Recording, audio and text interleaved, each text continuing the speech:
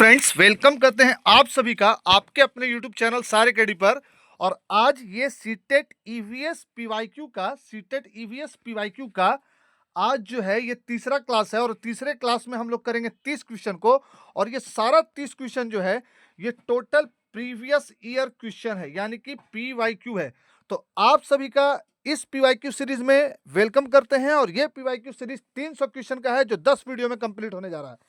तो एक छोटा सा रिक्वेस्ट यही है कि वीडियो के लास्ट तक बने रहिएगा। अगर वीडियो पसंद आया हो तो दोस्तों के साथ शेयर जरूर कीजिएगा, चैनल को सब्सक्राइब जरूर कीजिएगा और वीडियो को लाइक जरूर कीजिएगा। और एक बात ये कि लास्ट तक तो बने ही रहिएगा और अपने आंसर को कमेंट सेक्शन में कमेंट जरूर कीजिएगा ताकि यूट्यूब रिकमेंडेशन ज़्यादा जा सके। इस चैनल से आपको सीटेट की तैयारी क्यों करनी है? क्योंकि सीटेट की तैयारी आप उसी चैनल से कीजिए जो खुद एलिजिबल हो, यानी कि जिसने खुद ही सीटेट कभी पास कर रखा है, स्टेट पास कर रखा है, बीएड कर रखा है, डीएलएड कर रखा है, या वो खुद ही कहीं ना कहीं किसी जॉब में है। जो खुद ही जॉब में नहीं रहेगा वो आपको जॉब क्या दिलाएगा? तो स्टार्ट करते हैं आज का क्लास। और आज के क्लास में पहला सवाल यह है कि विद्यालय में मिड डे मील के समय के लिए कौन सा सबसे प्रासंगिक है? यानी कि जो विद्यालय में एमडीएम चलता है, गवर्नमेंट स्कूल में एमडीएम चलता है, ये केंद्र सरकार की योजना है। इस एम से होता है मिड डे से, एम से mid day, D for day और एम फॉर मील। तो मिड डे मील यानी कि दोपहर का भोजन जो है उससे संबंधित एक सवाल है कि मिड डे मील के समय के लिए कौन सा सबसे प्रासंगिक है। यह सेंटेंस या यह जो स्टेटमेंट है, यह अधिगम, या थोड़ा जूम कर लेते हैं, ठीक है। चलिए, या अधिगम या शिक्षण अधिगम के बहुत ही मूल्यवान समय को बर्बाद करता है। क्या मिड डे मील से जो शिक्षण अधिगम का जो मूल्यवान समय है वो बर्बाद हो जाता है? ये स्टेटमेंट सही है? या शिक्षण अधिगम के साथ इसका कोई लेना देना नहीं है, ये सही है? या यह ईवीएस शिक्षण अधिगम के लिए एक अच्छा शिक्षण अधिगम का अवसर है, ये सही है? या यह उन बच्चों के लिए है जो विद्यालय में खाली पेट आते हैं, ये सही है? तो अब बताइए कि 61 का क्या सही हो सकता है। चलिए देखिए, विद्यालय में खाली पेट आते हैं, ये तो बात सही है कि गवर्नमेंट स्कूल में पढ़ने वाले बच्चे कई बार, बहुत बार खाली पेट आ जाते हैं, क्योंकि हम लोग उसका एक्सपीरियंस देख चुके हैं। जो लोग जॉब में हैं वो लोग बहुत अच्छे से जानते होंगे, या आपके सीनियर अगर कोई जॉब में होंगे तो उनसे पूछ लीजिएगा कि गवर्नमेंट स्कूल में होता क्या है। तो ये तो बात सही है कि वो लोग खाली पेट आ जाते हैं, लेकिन यह स्टेटमेंट को हम सही नहीं मान सकते हैं, क्योंकि खाली पेट आना के वजह से ही सिर्फ एमडीएम चलाया जा रहा है ऐसा जरूरी नहीं है। तो ये तो फोर्थ गलत हो गया, क्योंकि सिर्फ एक ये ऑथेंटिफिकेशन नहीं है, ठीक है। यह ईवीएस शिक्षण अधिगम के लिए एक अच्छा शिक्षण अधिगम का अवसर है, इसको हम लोग मान सकते हैं, क्योंकि हम लोग ईवीएस पढ़ रहे हैं। तो ईवीएस पढ़ रहे हैं तो ईवीएस से रिलेटेड ही ऑप्शन जो है सही होगा। तो थर्ड का मान सकते हैं, लेकिन आगे देख लेते हैं। शिक्षण अधिगम के साथ इसका कोई लेना देना नहीं है, नहीं, शिक्षण अधिगम के साथ इसका लेना देना है। इसीलिए लेना देना है क्योंकि जब बच्चा एक साथ एक रो में थाली लेकर बैठता है, प्लेट लेकर बैठता है, तो वह सहपाठी अधिगम सीखता है, यानी कि एक दूसरे के बीच सामंजस्य बैठाना सीखता है, एक दूसरे का सहयोग करना सीखता है, और ये भी सीखता है कि समूह में कैसे खाया जाता है, किस तरह का एक्टिविटी किया जाता है। तो लेना देना नहीं है, ये गलत है। फोर्थ भी गलत है।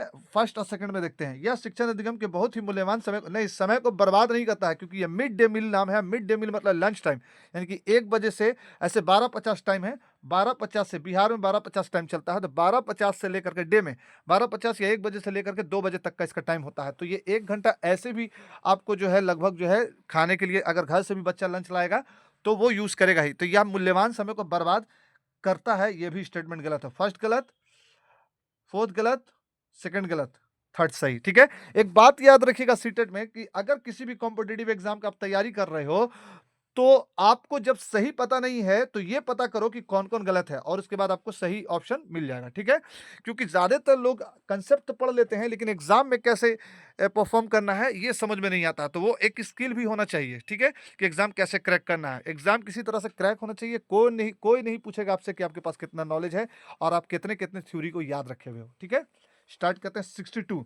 अब थोड़ा स्पीड अप चलेंगे। फर्स्ट सवाल था इसलिए थोड़ा सा उसको डिटेल समझाएं, क्योंकि आप लोग स्किप कर देते हो इसको और वीडियो को, तो लास्ट तक आप बने रहिएगा। पर्यावरण अध्ययन के संदर्भ में बोझ के बिना सीखना क्या बताता है? ईवीएस पाठ्यक्रम को आधा कम करने की जरूरत है, स्कूल बैग का कम वजन, ईवीएस पाठ्यक्रम पुस्तकों में अध्यायों की कम संख्या, या अबोध का भार कम करने का जरूरत। देखिए, लर्निंग विदाउट बर्डन, ये तो बच्चे के हक में है, यानी कि बच्चे के राइट में है, यानी कि चाइल्ड सेंटर्ड एजुकेशन भी यही बात बोलता है, चाहे एनसीएफ 1978 का हो, 88 का हो, 2000 में जो ये अरे प्रपोजल दिया गया, जो 2005 में एनसीएफ कंप्लीट हुआ, 2005 वाला हो, या फिर 2020 में जो प्रपोजल दिया गया और लास्ट में 2023 में वो लागू हुआ वो हो, तो ये सारा एनसीएफ एक ही बात कहता है कि लर्निंग विदाउट बर्डन।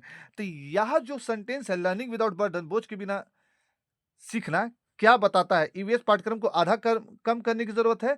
ऐसा नहीं है, कम करने की कोई जरूरत नहीं है। ईवीएस ईवीएस स्कूल बैग का कम वजन, हाँ ये हो सकता है, लेकिन अभी थर्ड और फोर्थ पढ़ लेते हैं, ये हो सकता है, 2 हो सकता है कि सही हो।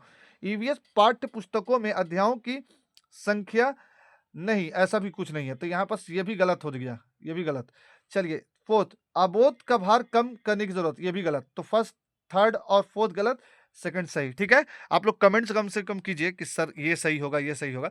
अरे कमेंट करोगे तो ही आपको एग्जाम में भी याद रहेगा, क्योंकि वो क्वेश्चन याद हो जाता है और एक माइंड में एक कंसेप्ट बन जाता है कि किस क्वेश्चन को कैसे डील करना है। ईवीएस कक्षा में समूह में सीखने का क्या उद्देश्य है? बच्चा ग्रुप में लर्निंग कर रहा है, यानी कि ग्रुप लर्निंग का क्या मोटो है, क्या मोटिवेशन है, क्या उद्देश्य है, जिस जो ग्रुप लर्निंग को प्रमोट किया जाता है ईवीएस में? छात्रों को आसानी से प्रबंधित करना और वर्कलोड को कम करना, क्या ये उद्देश्य है ग्रुप लर्निंग का, पीयर ग्रुप लर्निंग का? लड़के और लड़कियों को अलग अलग सीख सीख सकते हैं, ग्रुप लर्निंग से ऐसा होता है? नहीं।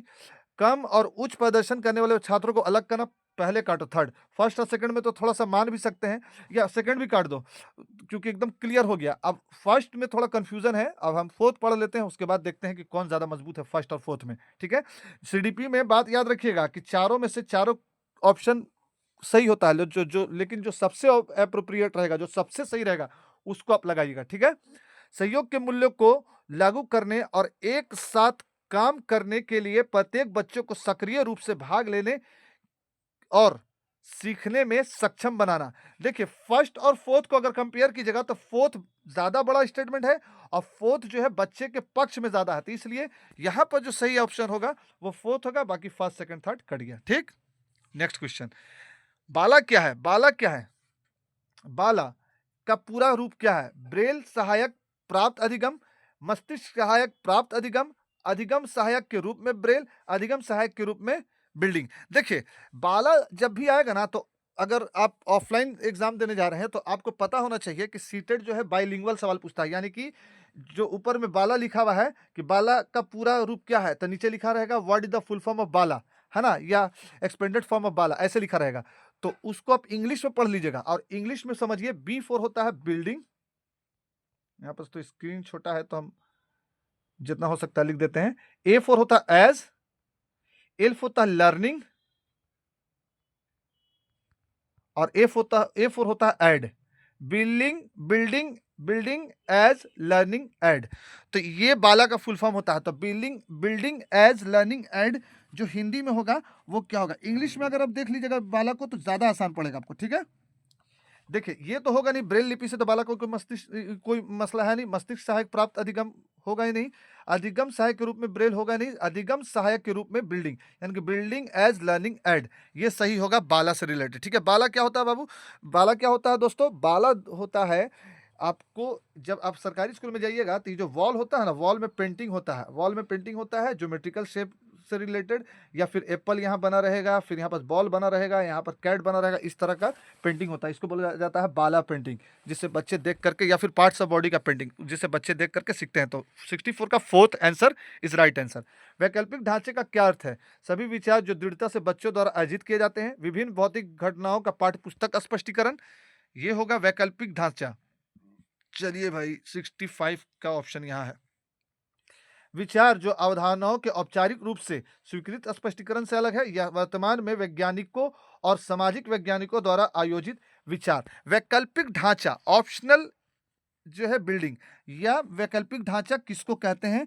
आप सभी लोग आंसर दीजिए वैकल्पिक ढांचा से रिलेटेड। वैकल्पिक ढांचा का अर्थ क्या है जल्दी बताइए। देखिए वैकल्पिक ढांचा का जो अर्थ है, सभी विचार जो दृढ़ता से बच्चे द्वारा अर्जित किए जाते हैं, ये वैकल्पिक ढांचा नहीं है। ठीक, बच्चों द्वारा अर्जित किए जाते हैं, ये वैकल्पिक ढांचा नहीं है। ठीक है, फर्स्ट गलत। विभिन्न भौतिक घटनाओं का पाठ्य पुस्तक स्पष्टीकरण, नहीं, पाठ्य पुस्तक स्पष्टीकरण आप दे रहे हैं तो पाठ्य पुस्तक केंद्रित शिक्षा को प्रमोट कर रहे हैं, तो ऐसा कुछ नहीं है। और बच्चों द्वारा अगर अर्जित हो रहा है कोई भी कंसेप्ट, तो ये सूचना है, सूचना को कभी भी ज्ञान नहीं मानना है, ठीक है।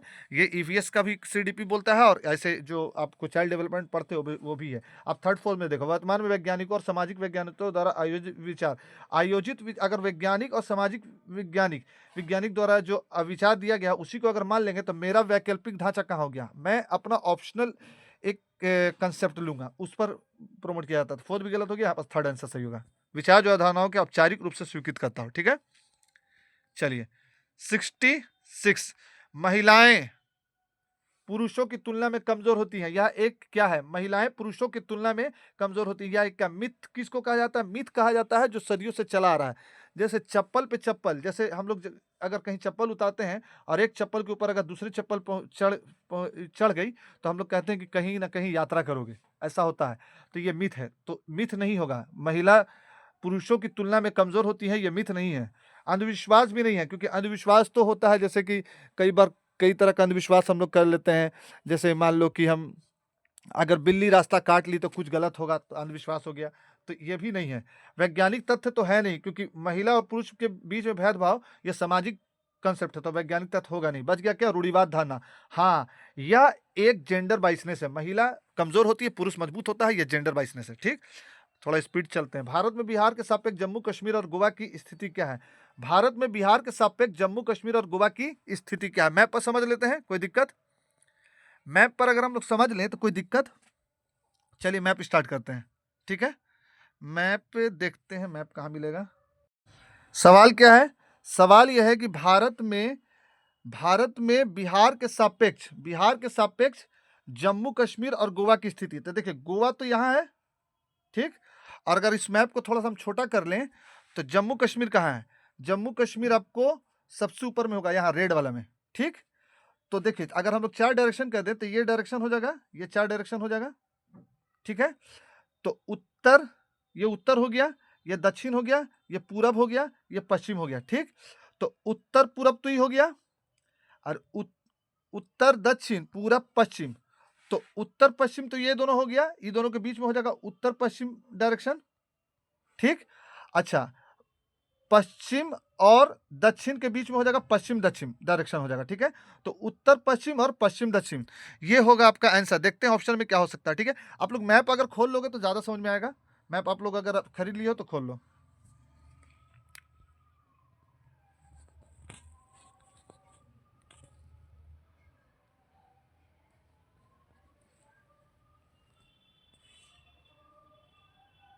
तो चलिए क्या है, ये अरे क्या ऑप्शन है, पढ़ लेते हैं, है ना। ऑप्शन क्या है वो पढ़ लेते हैं। भारत में बिहार के सापेक्ष जम्मू कश्मीर और गोवा की स्थिति। तो हम ये बनाए थे डायरेक्शन, ये पूरा मैप था, और इस मैप में यहाँ बिहार को रखे थे, तो इस तरफ कश्मीर था और इस तरफ गोवा था।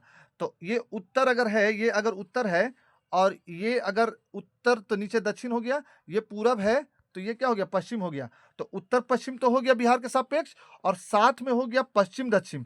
तो उत्तर पश्चिम और दक्षिण पश्चिम, या पश्चिम दक्षिण, कहाँ है ऑप्शन। तो देखिए पश्चिम पश्चिम दक्षिण और उत्तर पश्चिम, ये फोर्थ आंसर सही हो जाएगा, ठीक है। आप मैप में देखोगे तो समझ में आ जाएगा। बात समझ में आया। चलिए नेक्स्ट सवाल। नहीं समझ में आया होगा तो बोलिएगा। वाष्पीकरण की प्रक्रिया निम्नलिखित में से किस स्थिति में सबसे धीमी होती है।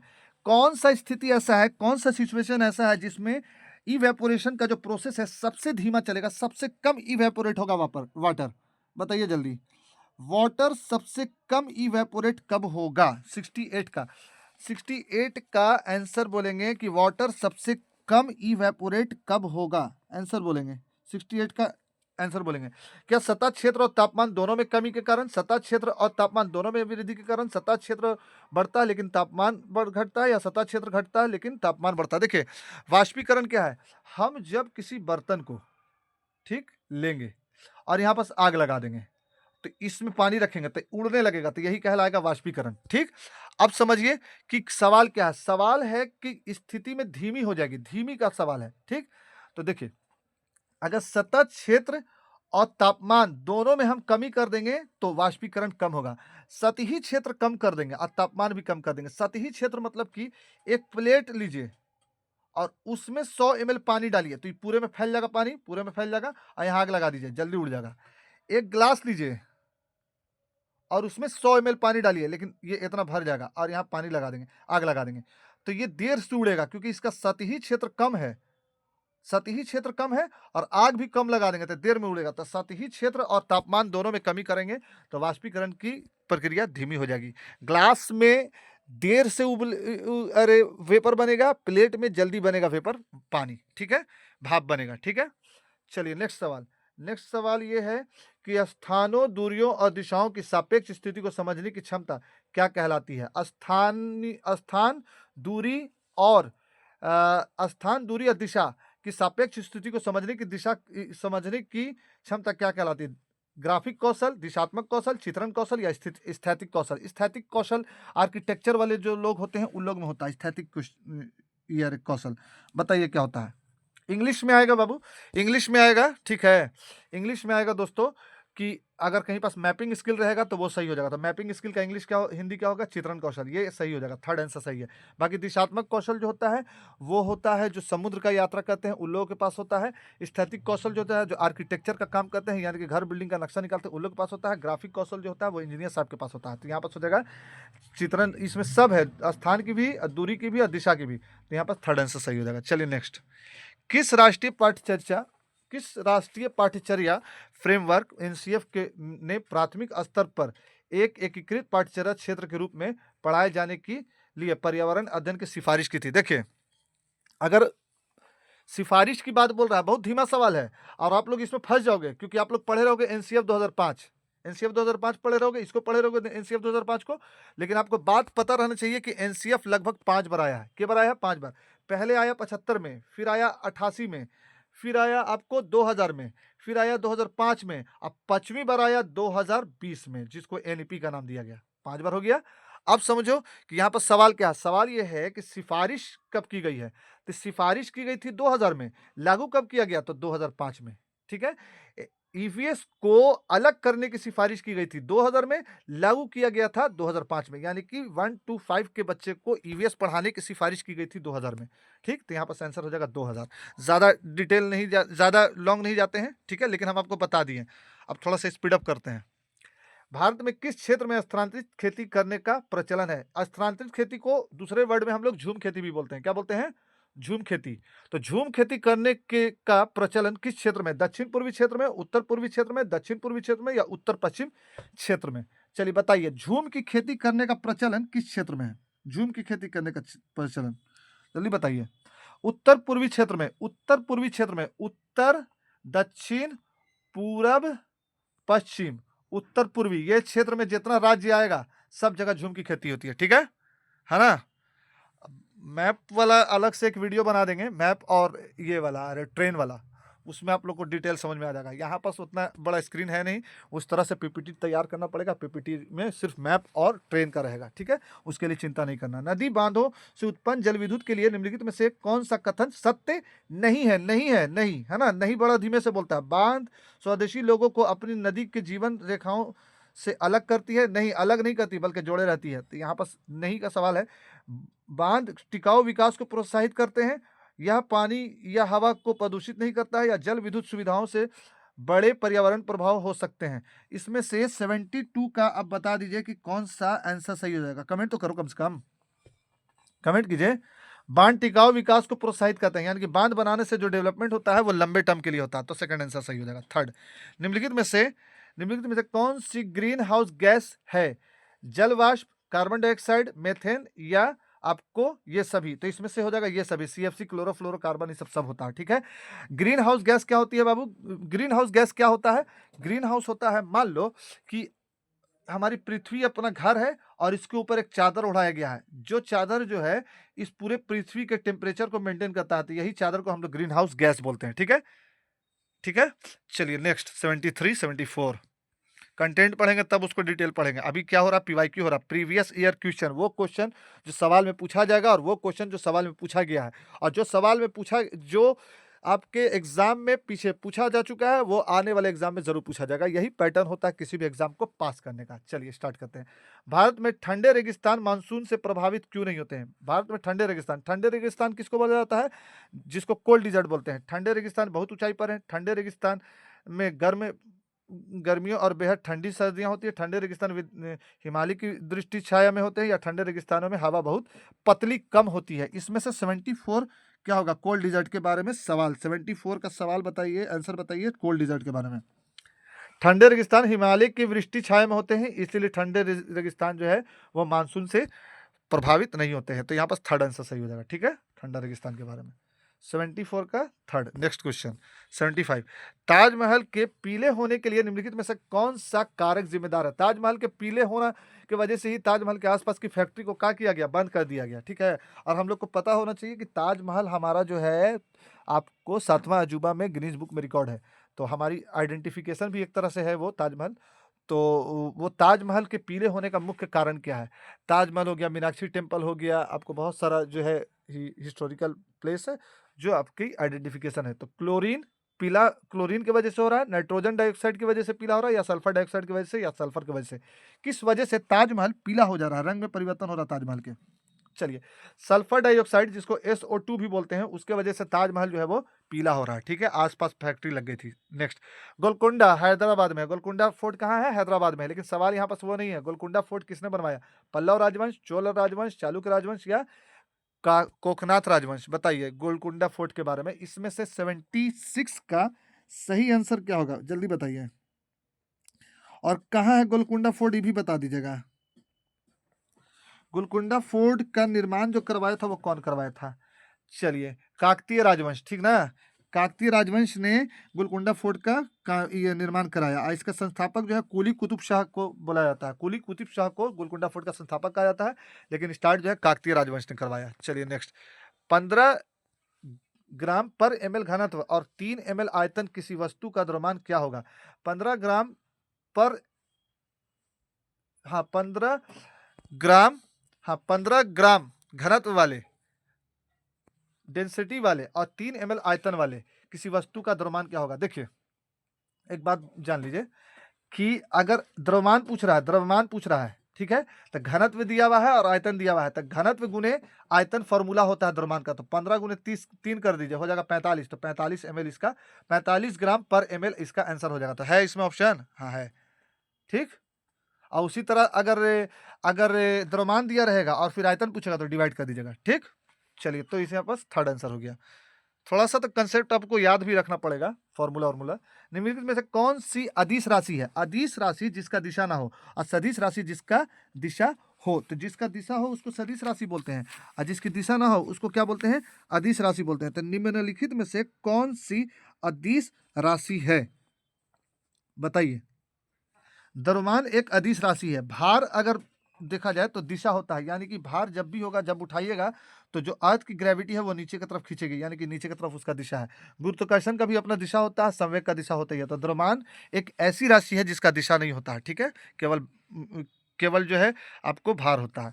एक ऐसी वस्तु जिसमें से कोई प्रकाश किरण गुजर नहीं सकती है, क्या क्या कहलाती है? जिसमें से गुजर जाएगी वो पारदर्शी कहलाएगी, जिसमें से आधा गुजरेगी, देखिए जिसमें से पूरा पूरा गुजर जाएगी वो पारदर्शी कहलाएगी, जिसमें से आधा गुजरेगी, जैसे पेपर में तेल लगा दीजिएगा तो आधा आधा पार होगा लाइट, तो उसको बोला जाता है पारभासी, आधा पारभासी। उत्तल नहीं कह सकते हैं, उठा हुआ को उत्तल बोलते हैं, तो उत्तल तो लेंस और मिरर से संबंधित है, अपारदर्शी होगा। जिसमें से लाइट ना पार हो सके वो अपारदर्शी। तो 79 का हो जाएगा थर्ड आंसर। जो इजी है उसमें टाइम देने की कोई जरूरत नहीं। पृथ्वी की सतह पर किसी वस्तु का भार क्या होगा जिसका द्रव्यमान चंद्रमा की सतह पर 10 किलोग्राम है? देखिए, अब इसमें इसमें जो जब 2016 में नहीं 2019 में, हाँ जब 2019 में ये सवाल पूछा गया तो बहुत सारे बच्चे लोग क्या किए मालूम है? सब कोई को पता है कि चांद पर जो है ना वजन क्या हो जाता है, 6 गुना बढ़ जाता है। तो इसका कि ज्यादातर लोग लगा दिया 60 न्यूटन या 60 केजी। आप समझिए इसका पूरा थ्योरी। सवाल बहुत महीन है। द्रव्यमान क्या होगा? तो द्रव्यमान कभी बदलता नहीं है, भार बदलता है। भार ग्रेविटी के हिसाब से चलता है, द्रव्यमान ग्रेविटी के हिसाब से नहीं चलता है। तो 10 केजी है तो 10 केजी यहाँ भी हो जाएगा, तो यहाँ पास हो जाएगा थर्ड आंसर। ठीक है, नेक्स्ट सवाल 81, एक विलय की विघटन दर खाली जगह पर निर्भर करती है। एक विलय है, विलय मतलब कि सॉल्यूशन, तो सॉल्यूशन के मिलने का दर किस पर डिपेंड करता है? यानी कि जो रेट है मिलने का वो किस पर डिपेंड करेगा? किसी जैसे नमक पानी का सॉल्यूशन है, इस तरह का सॉल्यूशन है, तो इस किस पर डिपेंड करता है? बताइए बताइए। यहाँ पर तापमान पर डिपेंड करेगा। ठीक है, विघटन दर। सुषमा चाहती है कि कि उसके छात्रों को पेड़ों के संरक्षण के लिए संवेदनशील बनाया जाए। निम्नलिखित में से कौन-सी ऐसा करने की सबसे उपयुक्त रणनीति है? कौन-सा एक्टिविटी करेंगे जिससे बच्चा सेंसिटिव हो जाएगा, ठीक है? पेड़ के संरक्षण से रिलेटेड। बच्चों को एक पौधे को अपनाने और पोषित करने में मदद करना, कक्षा में बहस आयोजित करना, समूह चर्चा करना या पोस्टर बनाना।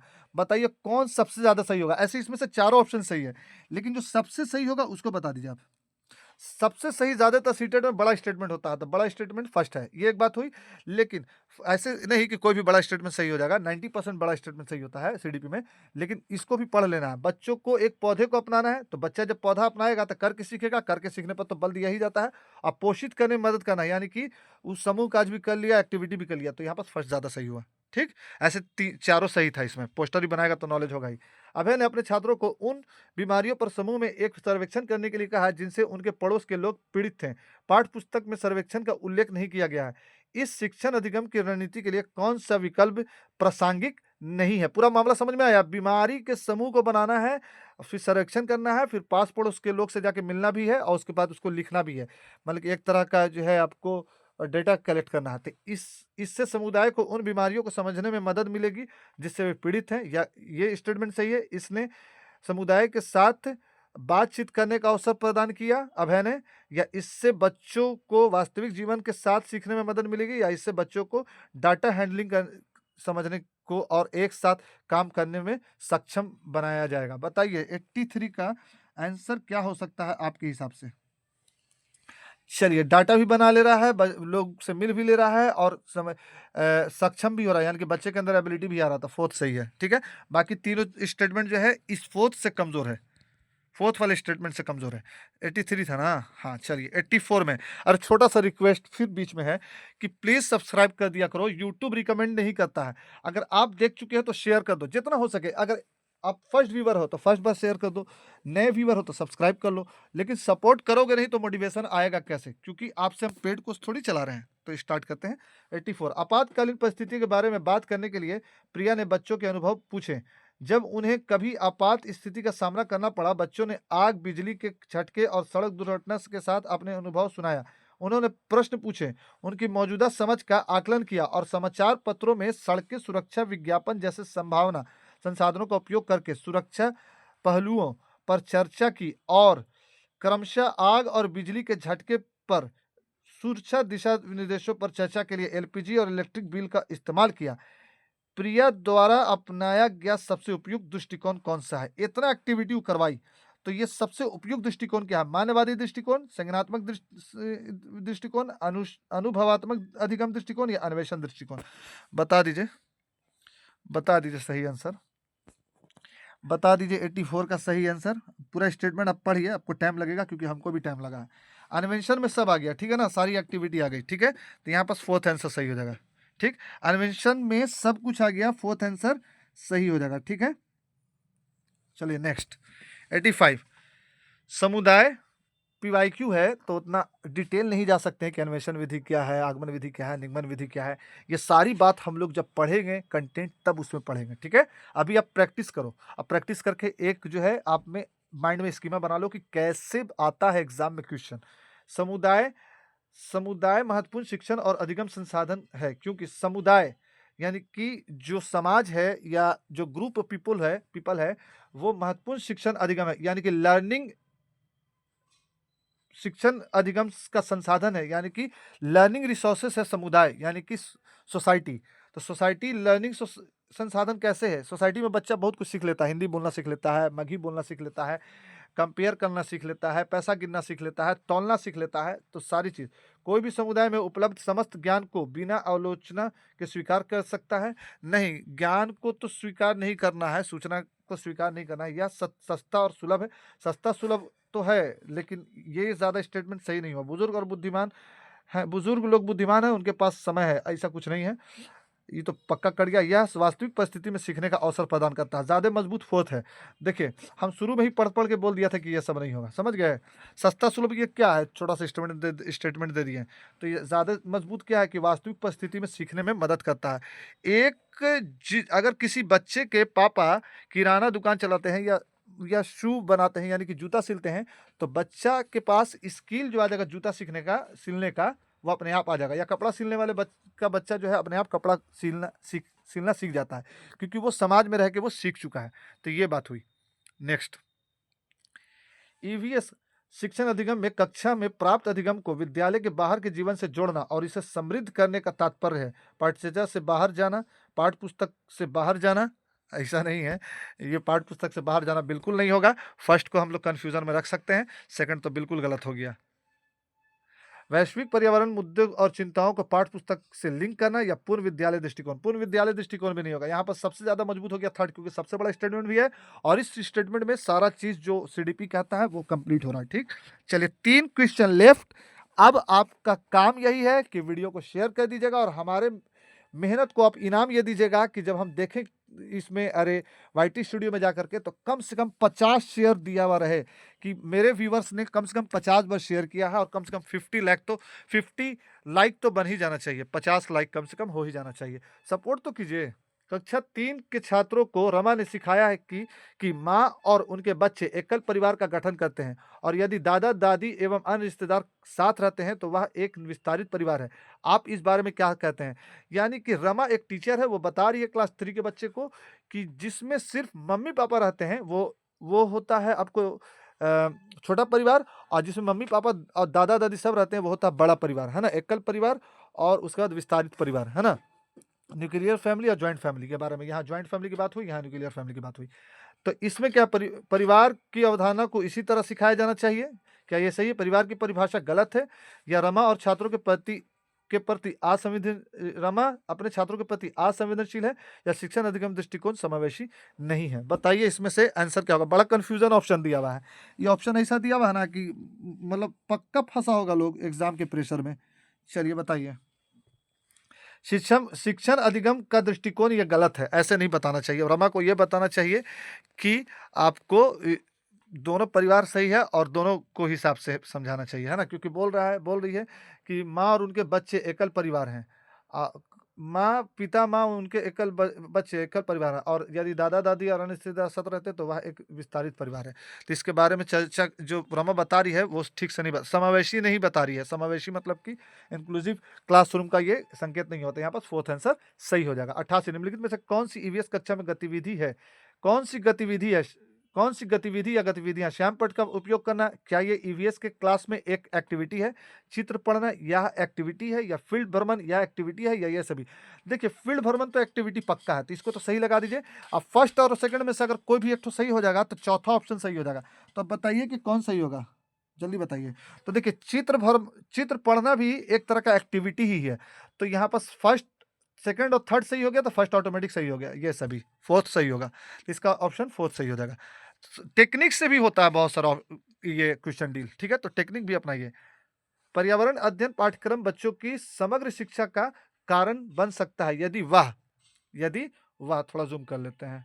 आप ही लोग कहते हैं कि सर पता नहीं चल रहा है। पर्यावरण अध्ययन पाठ्यक्रम बच्चों की समग्र शिक्षा का कारण बन सकता है यदि वह, कितने लोग लाइक कर चुके हैं अभी तक? लाइक कीजिए और कमेंट कीजिए कि आई लाइक, यानी कि मैंने लाइक किया, या कमेंट कीजिए कि क्लास में और क्या सही हो सकता है, या कमेंट कीजिए कि किस सब्जेक्ट का पीवाईक्यू लाया जाए, है ना, और ये कमेंट कीजिए कि मैप वाला और ट्रेन वाला कब ईवीएस में करा दिया जाए। ठीक है, ईवीएस पाठ्य पुस्तक नहीं, पर्यावरण अध्ययन पाठ्यक्रम बच्चों की समग्र शिक्षा का कारण बन सकता है यदि वह विषयगत है, एकीकृत है, समावेशी है, या ऐसे भी है। विषयगत तो नहीं होना चाहिए, पर्यावरण है ना, तो ईवीएस के क्लासरूम में अगर सिर्फ आप विषयगत पढ़ाइएगा तो कुछ हिसाब से तो नहीं होगा, लेकिन हम लोग ये बोल सकते हैं कि एकीकृत होनी चाहिए। तो एकीकृत और समावेशी दोनों होना चाहिए, इस हिसाब से विषयगत भी हो गया, तो ये सभी सही होगा। ये और ये पक्का था, तो इसलिए ये सभी सही हो गया। तो यहाँ पर भी फोर्थ आंसर सही हो गया। लास्ट और आपका फिर वही काम है, शेयर कर देना। यूट्यूब तब तक इस वीडियो को वायरल नहीं करेगा जब तक आप लोग सपोर्ट नहीं कीजिएगा। तो बार बार एक ही बात बोलते हैं कि मेरे मेहनत का रिटर्न गिफ्ट हमको यही चाहिए, हमारे मेहनत का रिटर्न गिफ्ट यही चाहिए कि आप इसको शेयर कर दो और पढ़ो उनसे जो कभी ना कभी सीटेट पास कर चुके हैं, और पढ़ो उनसे जो कभी ना कभी एनसीईआरटी पढ़ चुके हैं, या पढ़ो उनसे जो कहीं ना कहीं अच्छे जगह पर सेट हो चुके हैं, क्योंकि जो खुद जॉब नहीं लिया है वो आपको जॉब क्या दिलाएगा।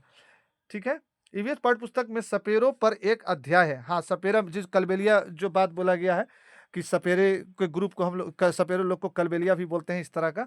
तो इसका उद्देश्य बच्चों को जागरूक करना और संवेदनशील बनाना है कि पशुपालन आजीविका का अच्छा स्रोत है, कि यह एक अवैध काज है सपेरों के लिए, क्योंकि बच्चे इन दिनों अक्सर उन्हें नहीं देखते हैं कि सपेरे सांपों को नुकसान नहीं पहुंचाएं, और उन्हें अपना आजीविका से वंचित करने से पहले विकल्पों को प्रदान करने की आवश्यकता है। बताइए लास्ट का क्या होगा? कल भी हम सवाल बोले थे कि अंत भला तो सब भला, तो इसमें इसमें अंत क्या होगा? देखिए, ये छोटा स्टेटमेंट है, ये छोटा स्टेटमेंट है, और इसमें जो है निगेटिव भी है कि यह एक अवैध काज नहीं है, क्योंकि सपेरे बहुत दिन से काज कर रहे हैं। आजीविका का अच्छा स्रोत भी इसको नहीं मान सकते हैं, क्योंकि जंगली जानवर उससे इफेक्ट होगा। तो फोर्थ इज राइट आंसर। तो फिर मिलेंगे अगले किसी क्लास में, जब तक के लिए थैंक यू। और एक छोटा सा रिक्वेस्ट है, thank you for watching this video.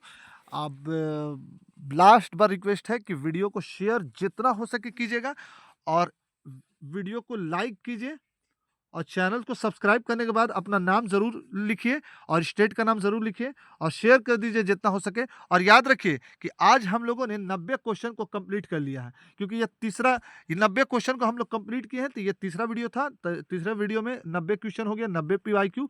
और इस पीवाईक्यू के साथ अब सिर्फ और सिर्फ बचा है 210 पीवाईक्यू, और 7 वीडियो और आएगा, और आपका 210 पीवाईक्यू हो जाएगा। और 300 क्वेश्चन को करने के बाद आप 30 क्वेश्चन में लगभग 28 नंबर लेकर के आएंगे, 1-2 नंबर इधर उधर हुआ तो। Thanks for watching, visit again, subscribe.